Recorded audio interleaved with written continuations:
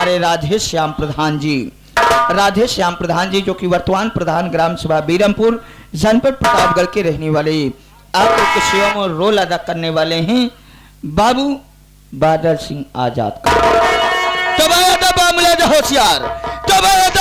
होशियार मिस्टर बाबू बादल सिंह आप लोग के बीच में पधारी रहे।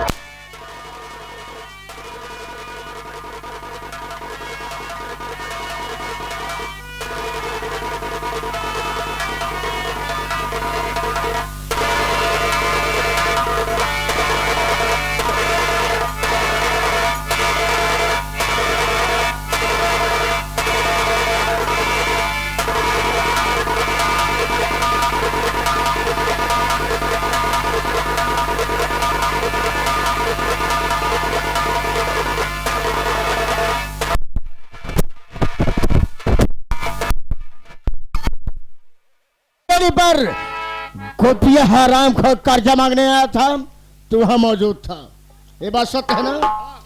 वो ससुरा पैसा ले गया 500 रुपया, मां उसका नाम चौपड़ी पर नोट कर दिया। ले तो ससुरा खेतों में काम करने आता है, ले तो प्याज को पहुंचाया, ले तो हमारा पैसा पहुंचाया।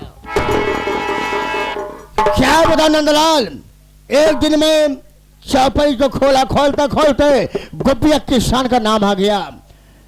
मैंने जोड़ गांठ किया बे, हिसाब पाती बनाया तो पूरा 5000 रुपया बना। मैं अपना पैसा वसूल करने के लिए गोपिया किसान के झोपड़ी पर जा पहुंचा। जब मैं वहां गया, मैं क्या देखता हूं, गोपिया किसान ससुरा चारपाई पर बैठ करके ऐसो आराम कर रहा था।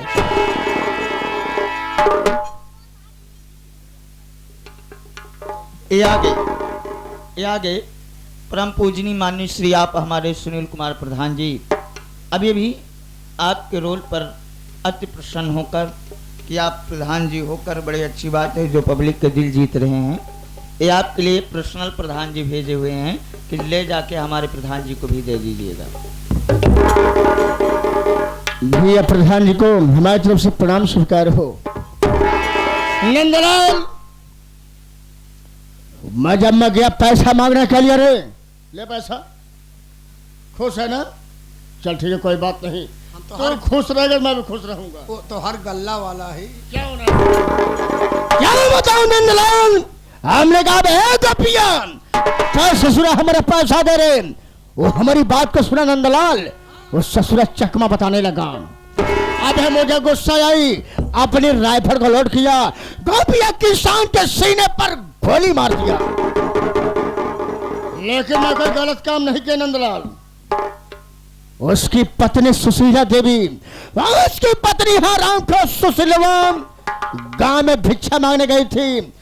जब मेरी गोली की आवाज सुनी, भागते भागते आई, मेरे पैरों पर गिर पड़ी साली, रोने लगी, कहने लगी, जमींदार साहब मैं आपका एक पाँच चुका देती, मेरे पति को गोली क्यों मारती है? अब उसकी बात को सुना तो मैं अपने आप का बेटा बर्दाश्त नहीं कर पाया। जेब से निकाला माचिस, जेब से निकाला लाइटर, उसके टूटी फूटी झोपड़ी में आग लगा दिया। उसकी झोपड़ी जल रही थी, उसी जलती हुई झोपड़ी में मैं सुशीला का बाल को पकड़ा, घसीटते हुए ले गया, उसी झोपड़ी में फेंक दिया। वो साली जलकर राख हो गई। नंदलाल, उसका एक बेटा था जिसका नाम हीरा था। बड़े बेटे का नाम हीरा, छोटे बेटे का नाम मोती, मोतिया से छोटी एक उसकी बेटी थी, अब जिसका नाम सपनवा था। हीरा कुछ जानकार था, लग जाने गांव से सारा कारनामा देख रहा था। जब बेटा उससे बर्दाश्त नहीं हुआ, वह मेरे पास आया, मेरे पास से आकर के मेरे गिरेबान में हाथ लगा दिया। नंदलाल, राइफल के बर से मारा सारे पे, राइफल के बर से मारा उसके सर पर, वो ससुरा लंबा लंबा धराशायी हो गया।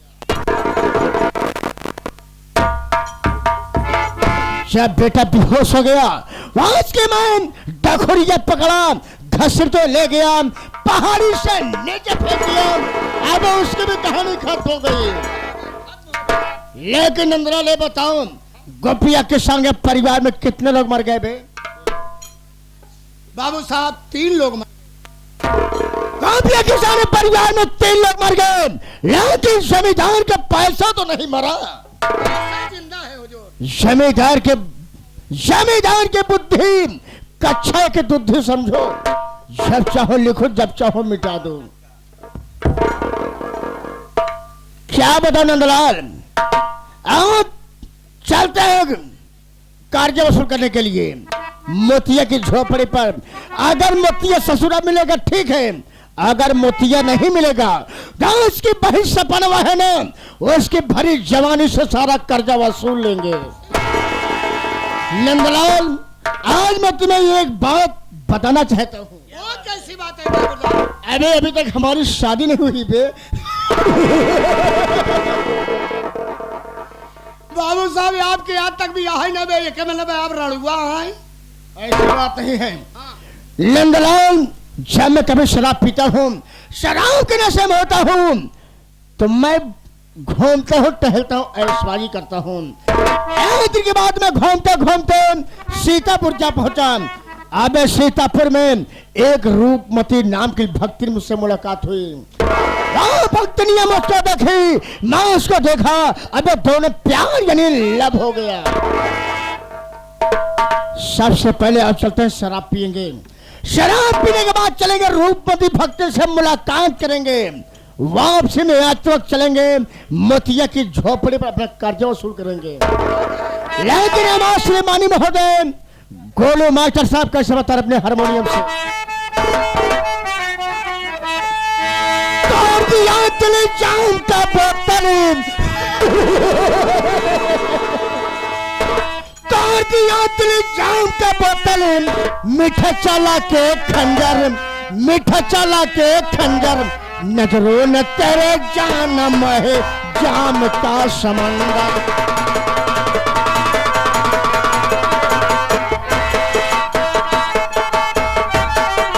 तोड़ दिया दिल जान का बोतल,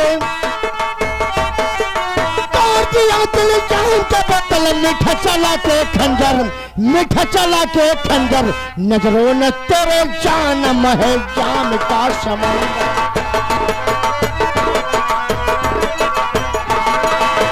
चम चम चाम, चम चम चाम, चम चम चाम, चम चम चाम।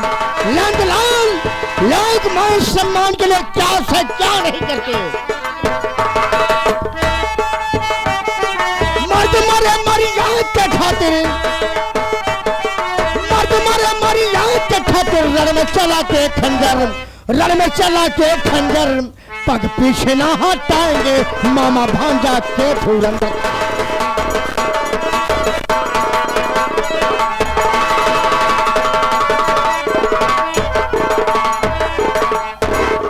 हाँ, हमारे पप्पू मौर्य जी जहाँ कहीं भी हों, आपके प्रिय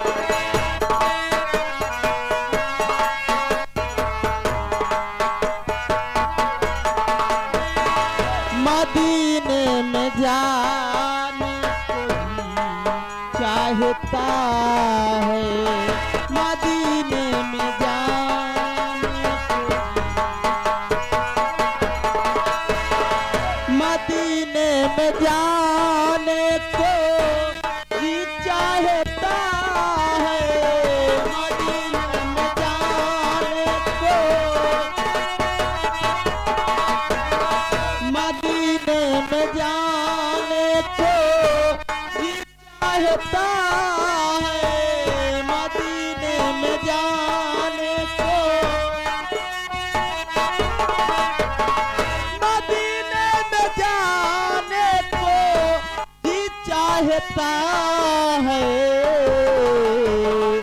नसीबा ज़माने को जी चाहता है, नसीबा ज़माने को जी।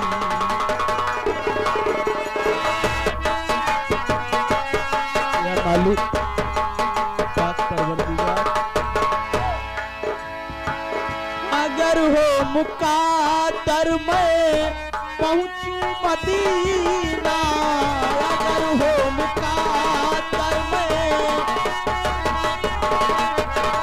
अगर हो मुकादर उधर मैं पहुंचू मदीना, अगर हो मुकादर में, अगर हो मुकादर में पहुंचू मदीना, पलट कर नयन को भी चाहता है, पलट कर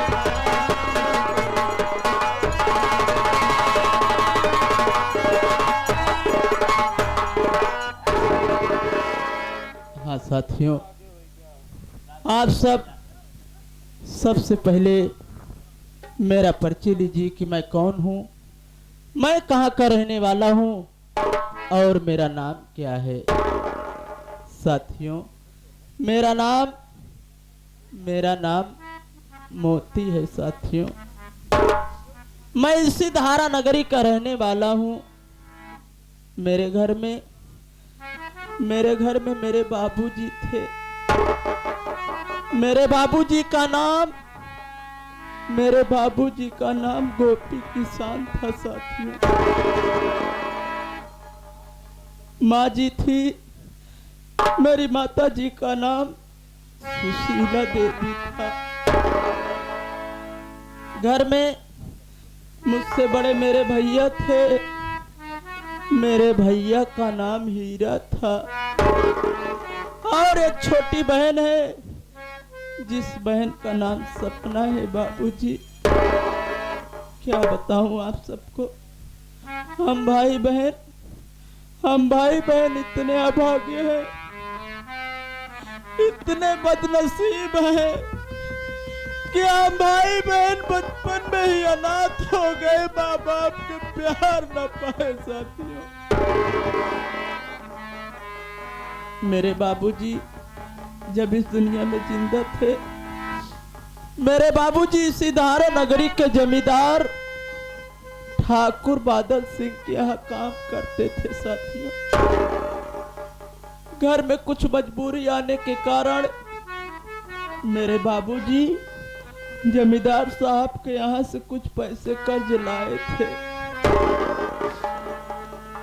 कर्ज लाने के बाद मेरे बाबूजी बीमार पड़ गए, और उस वक्त दीपावली का त्योहार था।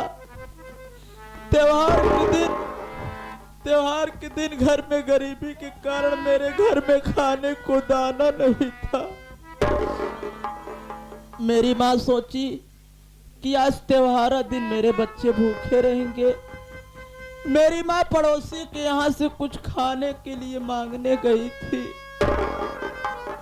और इतने में ही वो जमींदार साहब अपना कर्ज वसूल करने मेरी झोपड़ी पर आए।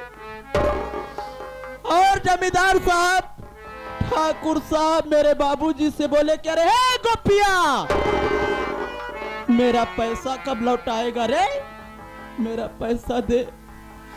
मेरे बाबूजी बोले कि ठाकुर साहब, अभी तो मैं बहुत बीमार हूँ, अभी मैं तो आपका पैसा नहीं दे सकता, अभी मेरे घर में खाने के लाले पड़े हैं। इतना सुनते ही साथियों, इतना सुनते ही उस जमींदार साहब को गुस्सा आया, और उन्होंने अपनी राइफल को लोड किया और मेरे बाबूजी को गोली मारी।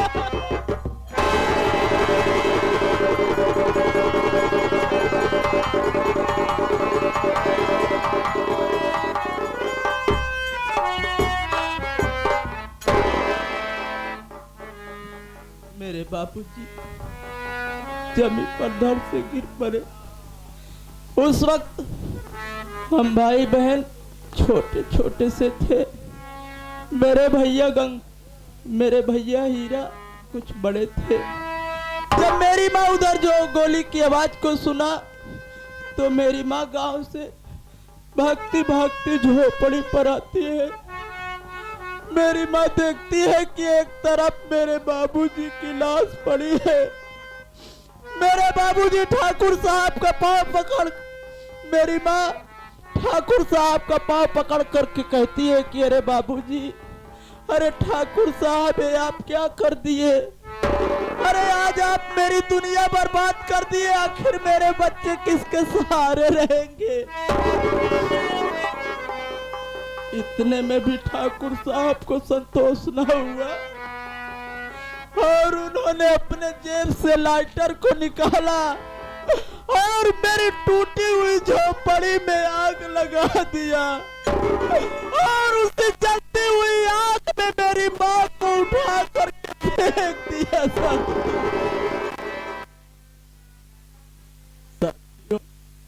हम कारनामा देख रहे थे, मेरे भैया से बर्दाश्त न हुआ, वो ठाकुर साहब से भिड़ गए। लेकिन ठाकुर साहब मेरे भैया को ना मालूम कहाँ लेकर के चले गए। आज तक मेरे भैया हीरा का कुछ पता नहीं चला। साथियों, माँ बाप के मर जाने के बाद किसी न किसी तरीके अपना जीवन बसर हम भाई बहन करने लगे। मैं यही सोच कर जीना शुरू कर दिया कि दुनिया में घर आए हो तो जीना ही पड़ेगा और जीवन है अगर जहर तो इसे पीना ही पड़ेगा।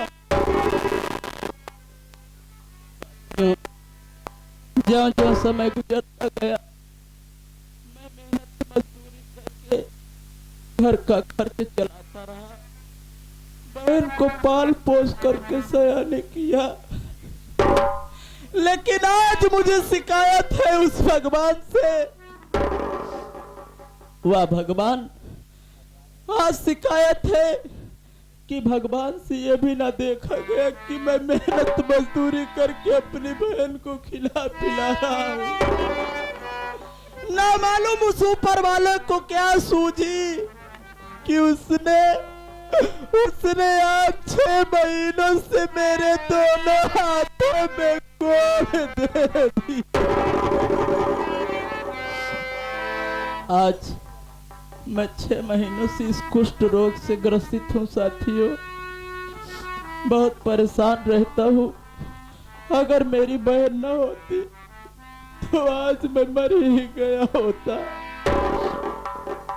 मेरी बहन मेरा बहुत देखभाल करती है, लेकिन एक तरफ सोचता हूँ कि मेरी बहन सयानी हो चुकी है। मैं जहाँ कहीं भी जिस किसी भाई के दरवाजे पर अपनी बहन का रिश्ता लेकर के जाता हूँ, अरे ये दहेज के लोभी संसार वाले मुझसे दहेज की मांग करते हैं। कोई 10,000, कोई 20,000, कोई 50,000 की मांग करते हैं। अरे आप सभी सोचो बाबू कि जो इंसान अपने हाथों से एक टुकड़ा रोटी नहीं खा सकता है, वो भला दहेज की इतनी बड़ी रकम कहाँ से लाए? चिंता रहती है कि बहन की शादी कर दूं, लेकिन कोशिश बहुत करता हूँ, लेकिन कहीं रिश्ता लग नहीं रहा है। मेरा एक दोस्त है जिसका नाम नंदा है। आज वो मेरे पास आएगा तो मैं उससे अपनी चिंता जरूर व्यक्त करूंगा।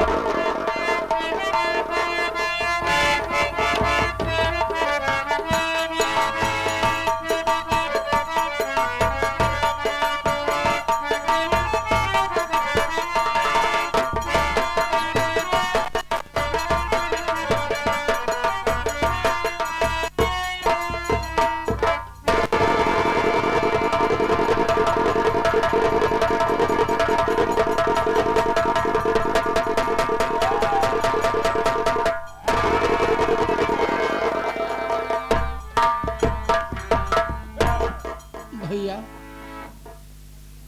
ये आपकी हाल कैसे, आप क्यों रो रहे हैं? बात क्या है भैया? क्या जब भी देखते थे आते थे खुशहाल दिखाई पड़ते थे, लेकिन बात क्या है भैया, रो क्यों रहे हो? नंदा, मेरे भाई, आज तुम मेरी इन आंसुओं का कारण जानना चाहते हो? नंदा, तुम मेरे बचपन की दोस्त हो। दोस्त नहीं बल्कि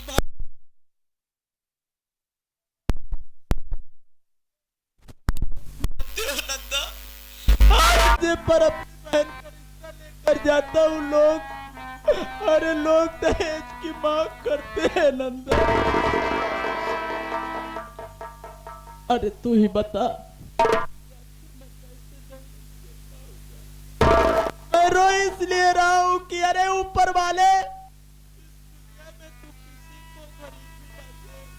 में है यहाँ कहीं घूमने गया है, जल्दी पता कर।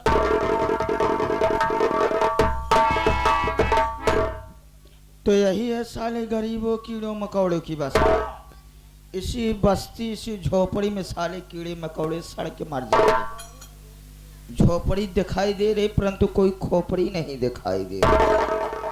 आवाज लगाता हूँ, कोई होगा तो साला बाहर जरूर आएगा। और इधर से आ गए युवा प्रत्याशी, धाकर प्रत्याशी, नया प्रधान हमारे मनीष पटेल, जो कि बड़का ढिला चल कर आए हुए। 21 रुपए का पुरस्कार पार्टी की तरफ से, धन्यवाद।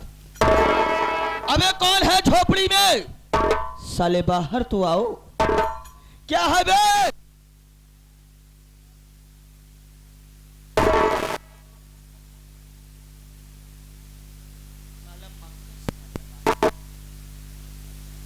अबे